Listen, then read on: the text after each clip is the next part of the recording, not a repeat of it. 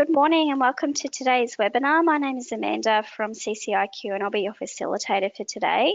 Joining us is Peter Stewart, Security Advisor at Sophos. He'll be presenting today's webinar on fighting phishing. Cybersecurity risks for small businesses increase each year, and with many businesses not being able to sustain their business operations after they have gone through a major cybersecurity breach. We want to help your organisation become better prepared for these widespread threats. So today, Peter is going to show you how to identify and what the risks are and what to be aware of.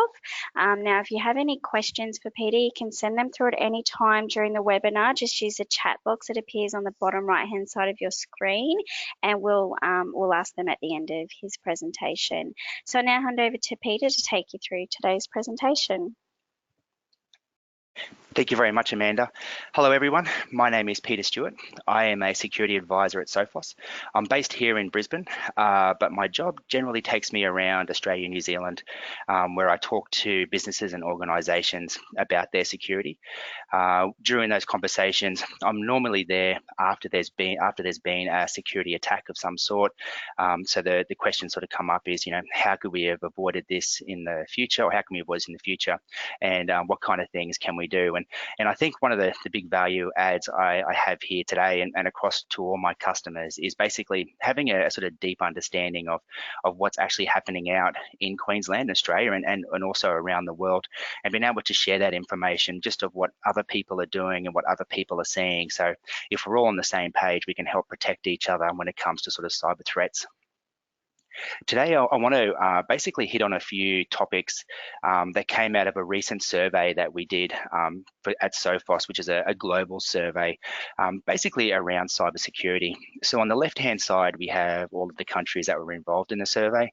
And then on the right-hand side, we have all of the sectors that were involved in that survey as well. As you can see, it's a bit of a wide net in regards to pretty much covering all different countries and sectors. But rest assured, Australia is up there, and in Australia, we're basically seeing very similar things that we're seeing around the world. In fact, most English-speaking countries in the Western world are actually seeing very similar attacks. So my colleagues in, say, Texas are seeing the same sort of attacks that we're seeing here in Brisbane, and the same vice versa in London.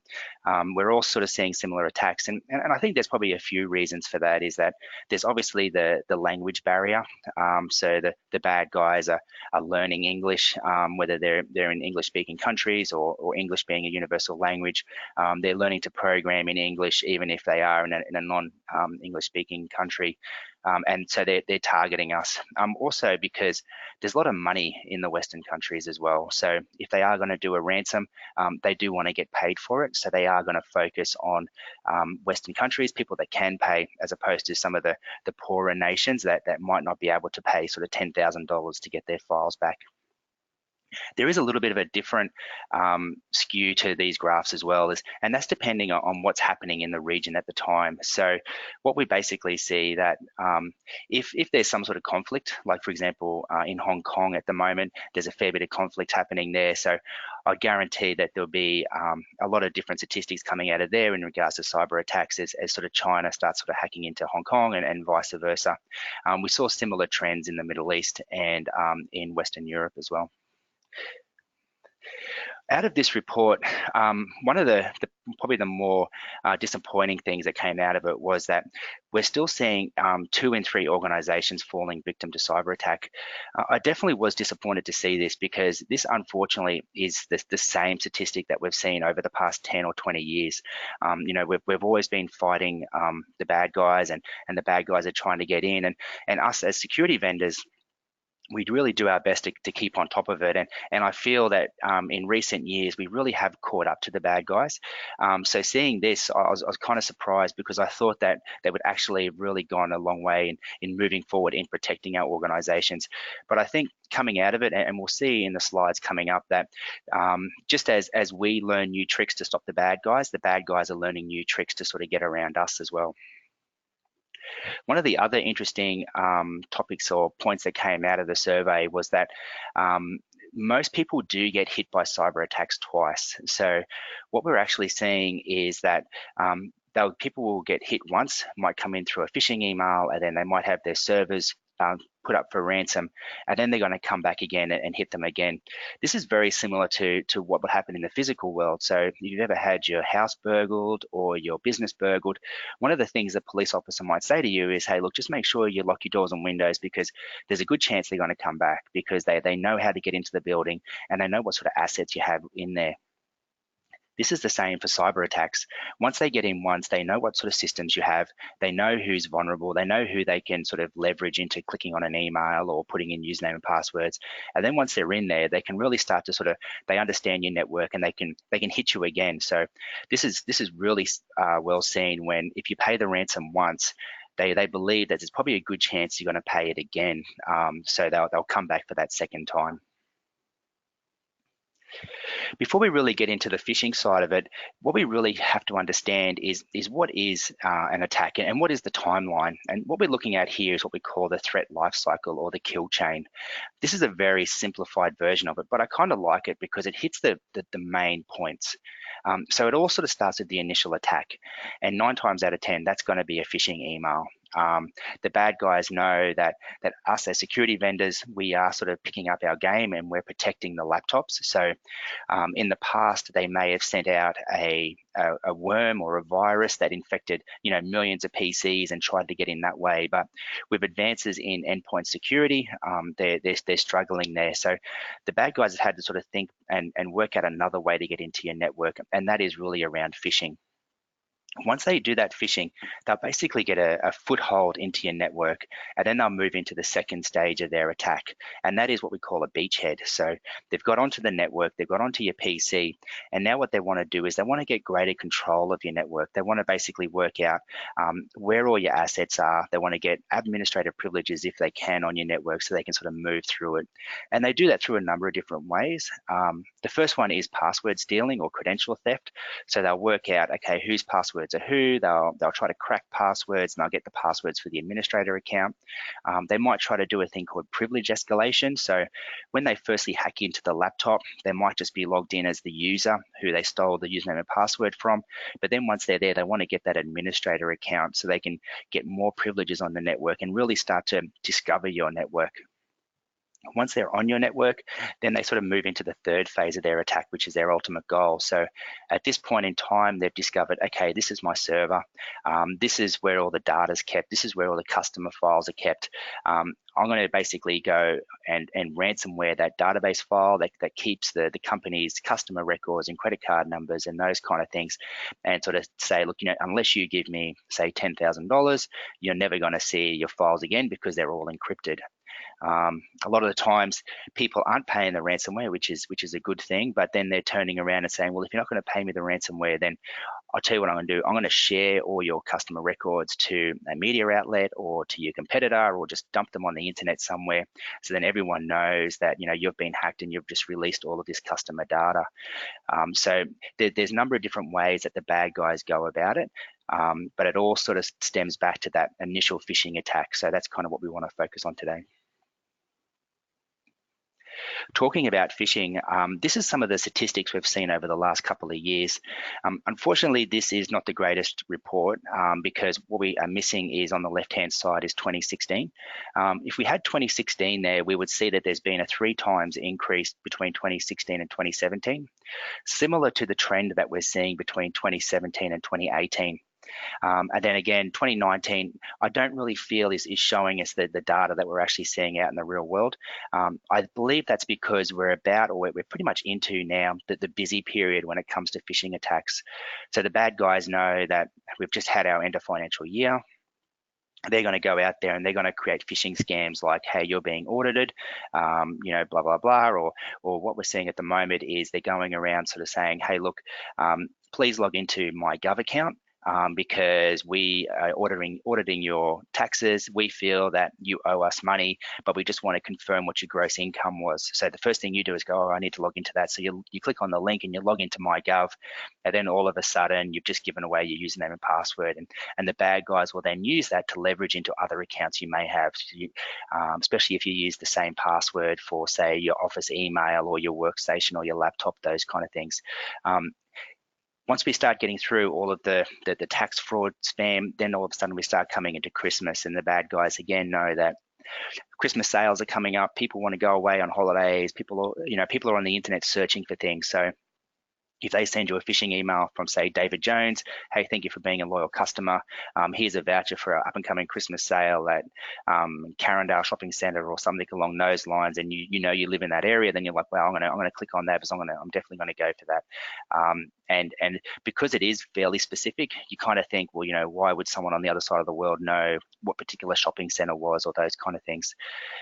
Another common one we're seeing at the moment in regards to phishing is the bad guys really doing their homework into a particular organization. So one is that they might see a news article about a new director joining a business, or someone in marketing joining the business, and it's all over LinkedIn, or it's in a particular news article or publication. So then they'll go and create a phishing email that looks like a LinkedIn request, for example, that basically says, hey, look, I know I've just joined. Please click on and accept my request to become sort of connections on LinkedIn. And because that person just joined your business, and potentially they could be your boss or your boss's boss, you don't want to say no to that. So you definitely click on it. And then again, all of a sudden, they have your username and password. Similar to coffee shop, another big one is the coffee shops. So they'll look at Google Maps and they'll say, okay, this is Google Maps. We know where the business is. We know that from looking at Google Maps that the local coffee shop is around the corner. In fact, there's 2 coffee shops, so they've got to try and work out which coffee shop you go to. So they'll go, okay, this one's a little bit closer, and humans are generally lazy, so they're going to go to the closest one. But if we look at the Google reviews, this one has a better review than the other one, so we're going to take a gamble and think they're going to go to this one. So then they'll draft up an email that looks just like the coffee shop and say, thank you for being a loyal customer. Please bring a friend.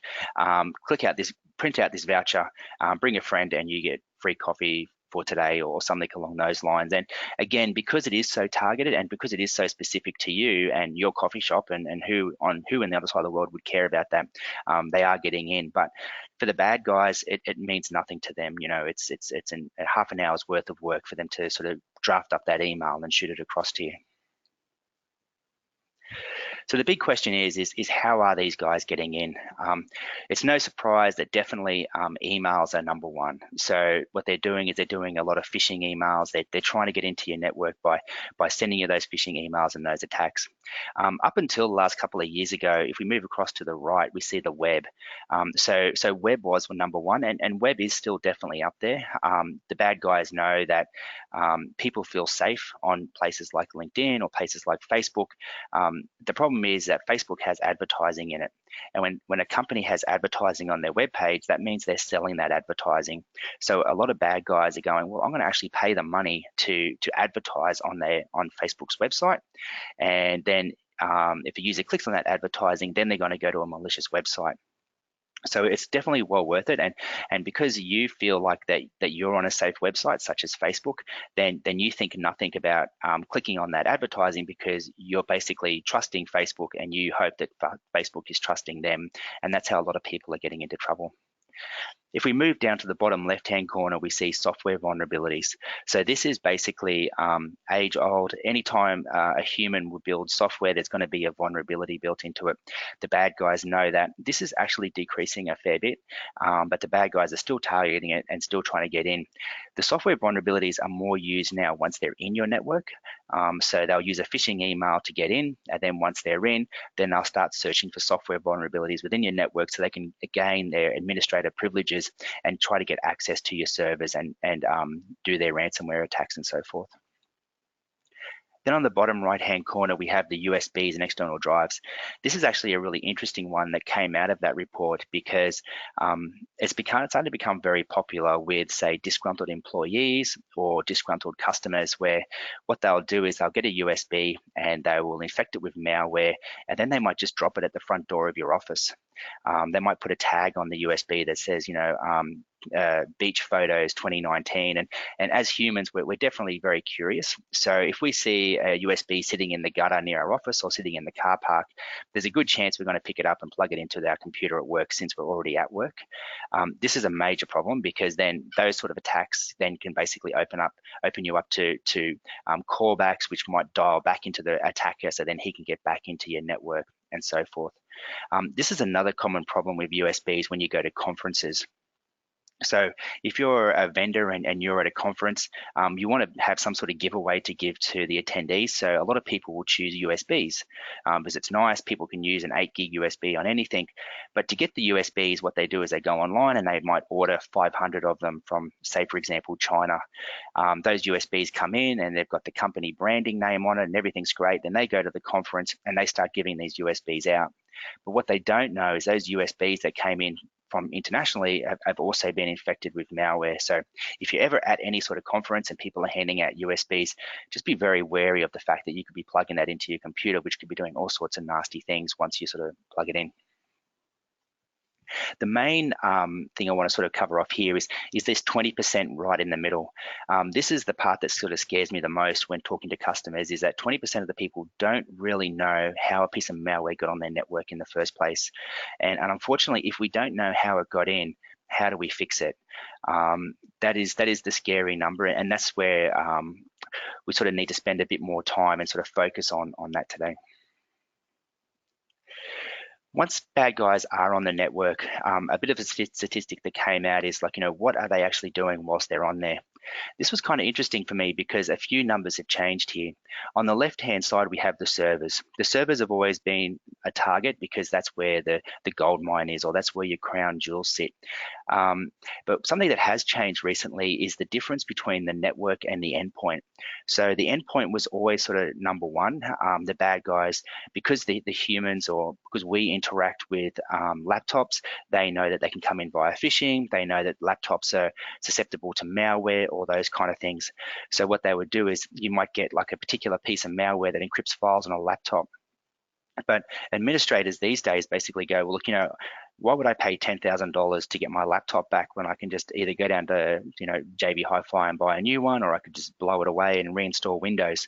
And because also security vendors such as Sophos, we are actually getting better at the malware side of things. This number has dramatically decreased to the point now where the bad guys are just using it as a leverage point into the network. So what they'll do is they'll jump on the endpoint and then they'll move into the network. So this is the part that sort of I found it interesting, was the network has gone up to sort of 36%. So what this basically means is that the bad guys are getting on the network and they're kind of finding holes within your network. So, or they want to basically keep access on your network. So they know that if they finally get through to your server and they encrypt all of your data and basically hold you up for ransom, there is the possibility that you'll just kick them off the network, you'll restore from backups, and then move on with your life. But so because of that, they know that if they can sort of keep a foothold within your network, then that allows them access to try it again and again and again. A common one here is printers. So we all kind of plug printers into the network, and it's great to be able to wirelessly print all our files over the network. But what we don't, or what we forget to remember, is that these printers have interfaces and consoles. So although you might kick a bad guy off your server, he could potentially still be sitting on your printer, just waiting for you to finish your work, and then he can then attack that server again because he has that connection in your network. So this is like interesting, and it kind of goes in tow with what we're actually seeing in regards to the way hackers are kind of changing their methodology from what we used to call the spray and pray, where they'd basically send out millions and millions of emails to everyone, or they'll let a virus out on the internet and just hope that someone clicked on it, to now they're being very targeted in their attacks. So they're creating phishing emails that are specifically for you or specifically for your organization. And the same thing, once they have access to your network, that they care about spending the time to get on your network, because at the end of the day, these people hacking in, they're not just your kids sitting in a basement with nothing better to do. They're cybercrime organizations, and there's money to be made, and they're paid by the hour just like anyone else. So it takes, for them to get in there and take their time and get a good payday out of it, is definitely well worth it for them. On the right-hand side, finally, we have the mobile devices. A low number at the moment. I think this will increase over time. Mobile devices are pretty much connected to everything these days. So we're connecting them to the corporate network, we're connecting them with BYOD, all those kind of things. I'm actually fairly impressed with Apple. So if you have an iPhone, I think you're sitting in a pretty good place right now. Apple do a very good job at encrypting their devices and keeping them secure. They do a lot of checks before any sort of apps get into their app store. Where Android is a little bit looser with those kind of things. The way the Android operating system is built, they are more vulnerable to sort of malware, and we are seeing a lot more malware on them. But definitely, if you do have an Android, there's lots of security apps and anti-malware apps in their stores that you can use. Sophos in particular has one that's for free. Same as our corporate version, you basically can just download that for free, and that will scan through your phone and keep it secure. So the big question is why are we still struggling to reduce cyber risk? We've been doing this for a while now. We have all the tools. So why are we still struggling? And I think it comes down to a few different things. We as security vendors are way underfunded as opposed to the bad guys. The bad guys have way more funding and they have a lot more resources at their disposal. So we're constantly playing that catch up. I think at this time and date, we have actually gone a long way to catch up. We have all security vendors, or most security vendors, or most of the good ones, basically have things in their endpoint protection stuff, such as machine learning and anti-exploit and anti-ransomware, all these pieces that are really helping protect the endpoint computer and your servers. So it's basically just taking advantage of those things. And that has really slowed down the malware that's out there. But unfortunately, the bad guys have changed their tactics. And that sort of brings us into this 13 hours. Because we are getting better at what we do as security professionals and security vendors, the bad guys have had to work out, okay, how do they get around that? And that's where they've really started to focus on the user, because they understand that the user is always going to be the weakest link. So if they can convince that user to give them their username and password, they're going to make the assumption that everyone's password is the same across different devices. So you might log in to, for example, MyGov with your work email and a password. Some people out there, I guarantee, will have the same email address and the same password for MyGov as they have for their Microsoft Outlook at work or their Windows computer or those kind of things. And the bad guys are relying on that, because if that is the same password, then all of a sudden you've just given them the keys to your PC, which will allow them to start that threat chain. The 13 hours here is really about, or came out of the report of the bad guys actually get onto your network for about 13 hours before we notice them. So 13 hours, this actually statistic comes from people or businesses that have security professionals in the organization looking for it. If we have another look at a different statistic on the right-hand side, there's 68%. This was a Verizon data breach report where it's like 68% of businesses discovered that the bad guys were on their network for months, or if not longer, before they were discovered. And they were only really discovered once the attack actually hit them. This actually there's an example of this recently. A couple of months ago in the news, there was an Australian university that got breached, that was reported out of the mandatory breach information that talked about how the university was breached. It all started with a phishing attack. They got a username and password. From there, they actually sat on the network for a few months and looked around and basically worked out what the crown jewels were and those kind of things. At the end of the day, they didn't encrypt any files, but they changed invoicing details. So instead of paying the correct vendor, they ended up paying someone else, and that's how they made their money out of that one. One of the major issues that we're definitely seeing in Australia and around the world is that there is actually a shortage in cybersecurity skills. It's kind of easy to be sort of the Windows administrator, well, not easy, but there's lots of Windows administrators, and there's lots of guys out there that are doing IT. But when it comes to security, it is definitely a different skill set. And it's a hard job in the fact that it's always moving, constantly changing, and unless you're sort of dedicated to it, it's very difficult to stay on top of it. So when talking to different organizations, what I find is that a lot of them have people doing multitasks. So, he might be, or he or she might be the administrator of the servers, and he'll do security, and he'll also fix the printer, and all these kind of things. And that particular guy or girl, basically, it's a real struggle for them to also be there patching machines and keeping them up to date and those kind of things. I'm hoping that over the next sort of 10 years or so, this will change. We're starting to see a lot of focus in universities about cybersecurity courses. So as we get more security personnel into and around the world, we're definitely going to be in a better situation to fend off these cyber attacks. But for right now, there is a shortage, which is making it difficult for everyone. The other part is the budgets. This is definitely something I understand. So my father is a small business owner himself, and talking to him about sort of his cybersecurity and his infrastructure, and he will say, look, I don't want to spend money on software that runs on my PC when I could sort of maybe hire a new person that could relieve the workload of his other employees and so forth. But it really comes down to sort of how valuable is your data. It's okay to sort of understand that you don't want to spend money on it if you can't really see it, but if that data is really valuable, and it could do major damage to your business if you were to lose it, then you really have to start thinking about what is the priority around cybersecurity, and what sort of budget can we really put towards it. Which brings me to one of my last slides here, which is basically moving forward.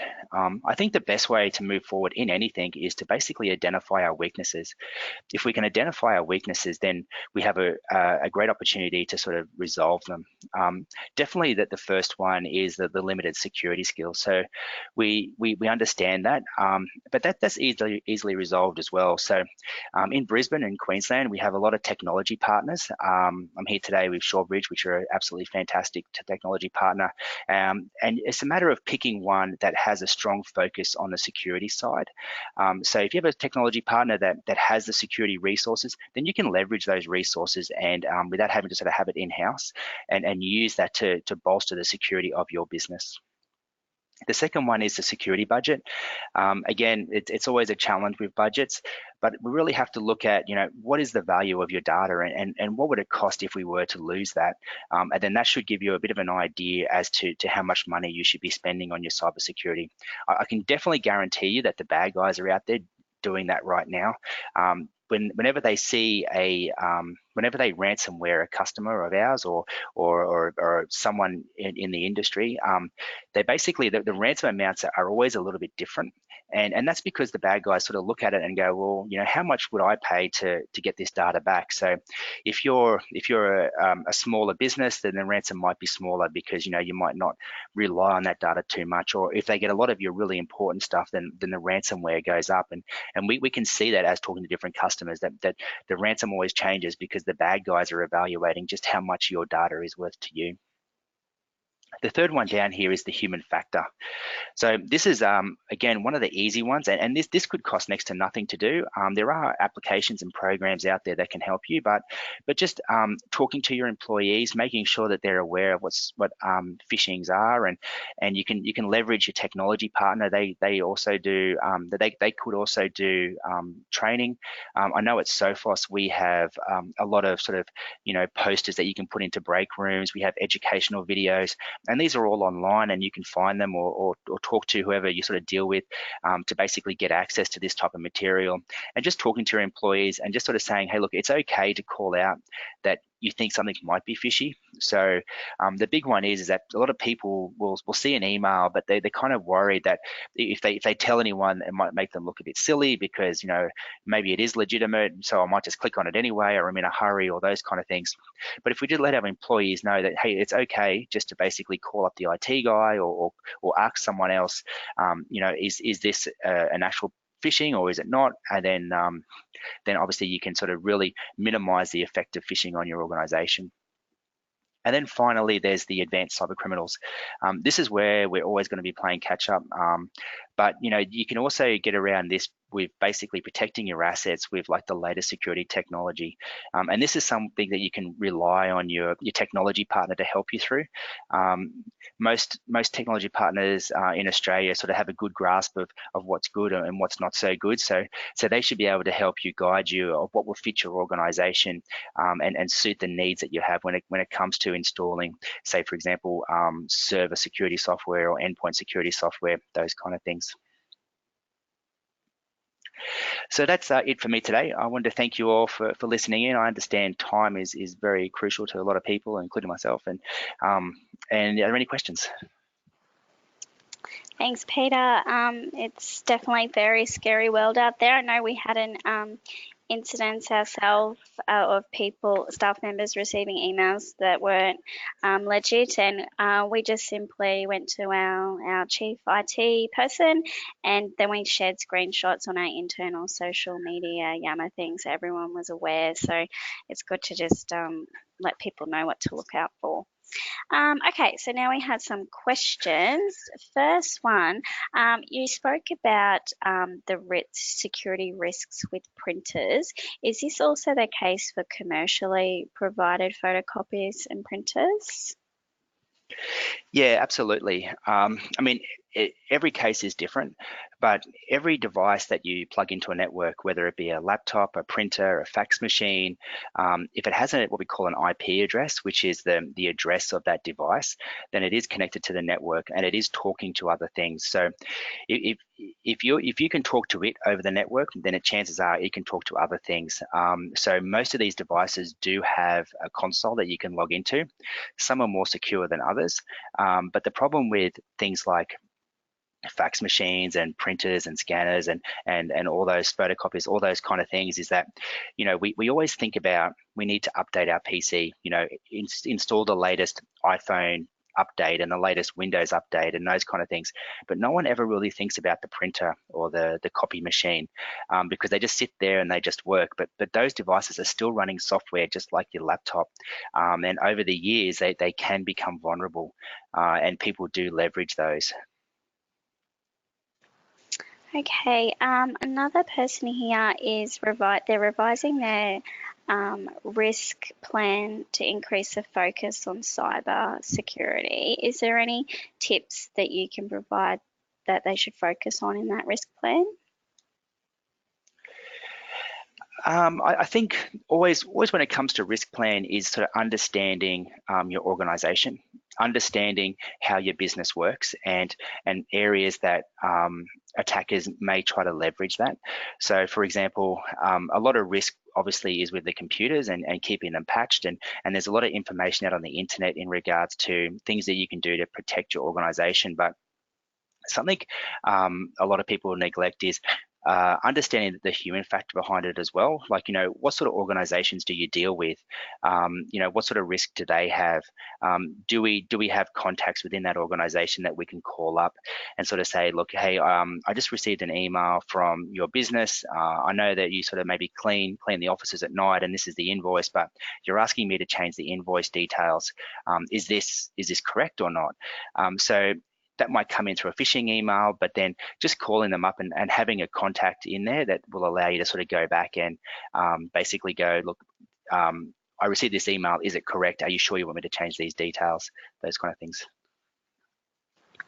Okay, another listener is using a VPN on their iPhone. Is it hacker proof? As I said in the presentation, I am a big fan of the iPhone in regards to the security side. A VPN is a great piece of technology.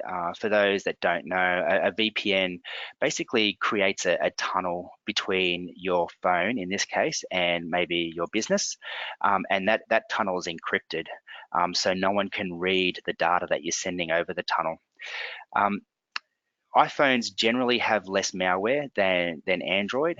So generally, I would say, look, it is secure, and VPNs are a good way to go. So in that case, yes. things change. Like every other day, there's a new vulnerability or a new hack coming out. So you always have to keep your devices patched. So if you are using your iPhone to VPN into your business, I think as long as you're running the latest patches on your iPhone, you keep it up to date, and you're doing the same thing at the server side, then I think you're pretty safe. Okay, in regards to the 13-hour head start a hacker gets on us, what's the thing that usually brings them to our attention? Normally, it's the breach itself. So the hackers have really started to go down the path of staying very quiet and staying under the radar. And they want to do that because they want to get as much control over your network as possible, and they want to get as deep into your network as possible. So they want to stay quiet. They don't want to get discovered right up until they know that they basically have everything they need, and they're going to hit you when you're at your most vulnerable. So most of the times we're seeing them when they want to be seen, in regards to this is the hack, and I've done my ransomware, I've encrypted all of your files, and then one morning you come in and you have that notice on your desktop, or you receive an email sort of saying, hey, look, I have all your data. Either you pay me some money, or I'm going to do whatever they're going to do to it. Okay, we'll just finish up with one more. Can an antivirus software remove ransomware from my infected system? It can definitely remove it, but when it comes to ransomware, the main goal is to encrypt files. So once files are encrypted, it's very difficult to unencrypt them. There are businesses out there that can attempt to unencrypt it, but or at least recover your data off, say, deep within the disk. But it is very difficult. So most security software will try to stop it before it gets encrypted. So Sophos, among with others, will basically stop the malware before it does anything nasty. And once it is on there and we have stopped it, then we can definitely clean it up. Okay, great. We might just finish it up there. Thank you very much, Peter, for coming in to present. It's been very interesting and scary. And thank you for everyone that's joined us today. We'll send out an email later today that has a link to the recording and the presentation slides. But thank you again to everyone who's joined us, and enjoy the rest of your day. We'll catch you next time. Thank you. Thanks, everyone.